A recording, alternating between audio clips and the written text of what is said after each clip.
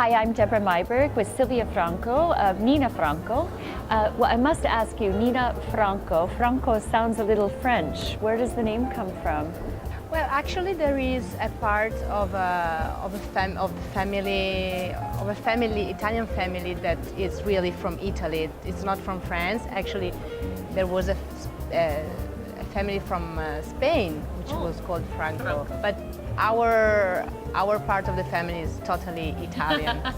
And you produce a lovely spumante. Yes. So some Prosecco. Yes.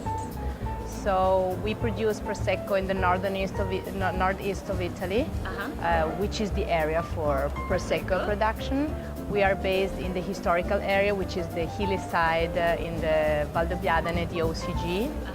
And that is the name also of the town where we are, where we have been since 4 generations now. So. And I understand that there's a small trend toward vineyard designated Prosecco, site designated Prosecco. Could you talk about that a little bit? Yes, what we like to teach to the world in the world of Prosecco is that Prosecco is not just Prosecco. You can surely produce the entry levels in terms of blends, cuvées, but a very interesting thing to learn about the area of Prosecco as well, like many other viticulture areas, are the single vineyards. So thanks to the single vineyards, producing them in the way that then the producer wants, so the producer can give the character as well to the wine. But thanks to the single vineyards, you can really make the people understand what a certain area, a certain vineyard can give with always the same grape, because the grape used in the Prosecco is mainly Glera, the white aromatic grape. But Glera can give a different wine depending on the single vineyard that it comes from.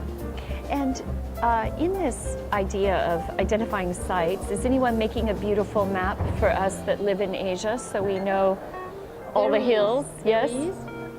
I don't have it here with me, but the consortium of the OCG, they have a beautiful map that shows you Italy, Veneto, Valdobbiadene, and the region. So tell me, Prosecco has gone crazy in the markets and is very, very popular in Hong Kong. What do you think about that, and how do you plan for the future, seeing what's happening in Asia? I think that Asia in general is an area which is very much growing compared to many other areas like the Americas, Canada, America, where there is, since many years, the market is more established. I think that Asia can still grow a lot. We are exporting in several countries in Asia and Hong Kong too. And I think that talking about Prosecco, in our case of Nino Franco, we have always liked to focus on the quality. And focusing on the quality, you are in a level where you need to make a different kind of work in the, let's say, in the sales, in the presentation of the wine, that makes it, we need to have a lot of effort to make the people understand the difference between a Prosecco and another Prosecco. Prosecco is not just a product that you can find in the big distribution, but it is a wine that has its own dignity, and this is what we are trying to make the people understand. It's a wine that, it's a sparkling wine that should be in every wine list, together with all the important wines of the world, so all the sparkling and the white and the red. Sometimes people don't want, I found around the world that sometimes people don't want to have the Prosecco in the wine list just because they think that it doesn't work.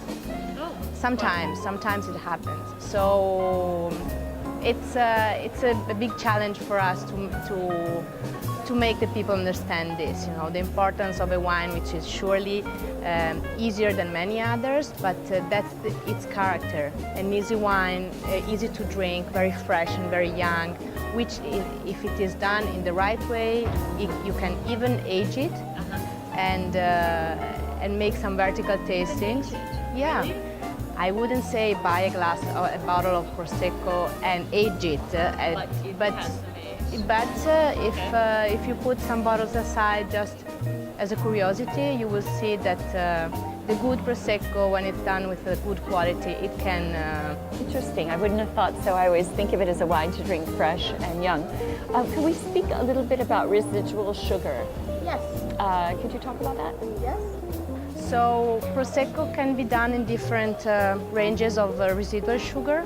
You can produce it from the brut to the extra dry to the dry, depending on how much sugar you want to have in the bottle. So us as Nino Franco, we produce brut and the dry, not the extra dry. The brut range goes basically from 0 to 12 grams per liter. In the DOCG, we're not allowed to call it extra brut under 6 grams per liter. So you have brut until 12 grams per liter, then you have from 12 until 18 grams, you have extra dry, and from 18 to 30 you have dry. A personal favorite? It depends from the occasions. If I have to drink it through the whole meal, I like the brut. I like the dry for some aperitifs and desserts for sure. But I think that when you want to show the character of the terroir, you know, I was talking about the single vineyards before, surely a lower residual sugar, it's better, makes you better understand what that kind of soil is giving to you in the wine. Fantastic. And could you just help me know what are some of the best sites to consider? Some of the best locations to consider for Prosecco? You mean the names of the towns? Well, I would say that the whole OCG area that goes from the two main towns, Valdobbiadene to Conegliano. The whole area is very interesting because it's different from side to side. So in the eastern area of the OCG, which is around Conegliano, you have smoother hills, you have more clay, so you can get more structure in the Prosecco. In the side of Valdobbiadene, which is more in the western side, we have much steeper hills, a little higher, and the soils are more chalky. So you would get more minerality, more acidity, but also very good aromas, very good fruit and flowers. So it depends from, I wouldn't say there is one best town, but in the DOCG, being the whole DOCG on the hilly side, that you can have good characters in different lots. Well, I think the only solution is to start trying them. Thank you so much, Silvia. Very interesting.